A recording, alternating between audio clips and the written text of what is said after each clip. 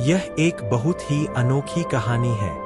एक गांव में एक बहुत ही सच्चा और मेहनती किसान रहता था, जिसका नाम रामू था।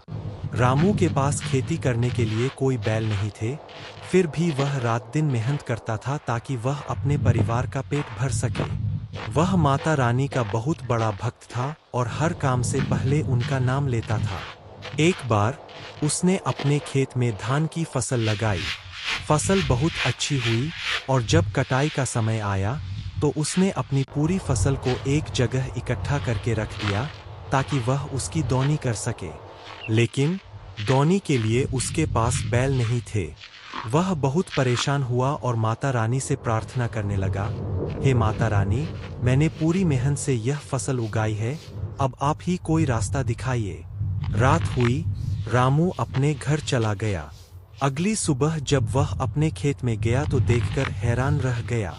उसकी धान की सारी फसल की दौनी हो चुकी थी और धान के दाने एक तरफ लगे हुए थे। लेकिन यह किसने किया? रामू समझ नहीं पा रहा था। अगली रात उसने छिपकर देखने का फैसला किया। आधी रात को उसने देखा कि एक विशाल शेर चुपके से उसके खेत की तरफ आ रहा है। रामू डर गया, लेकिन उसने देखा कि शेर दौनी कर रहा था और थोड़ी देर बाद चुपचाप वापस चला गया। रामू को समझते देर नहीं लगी कि यह कोई साधारण शेर नहीं, बल्कि माता रानी का शेर था, जो उसकी भक्ति और मेहनत से प्रसन्न होकर उसकी मदद करने आया था। रामू की आंखों में आंसू आ गए। वह वहीं पर घुटनों के बल बैठकर माता रानी का धन्यवाद करने लगा। उस दिन से रामू की भक्ति और भी गहरी हो गई।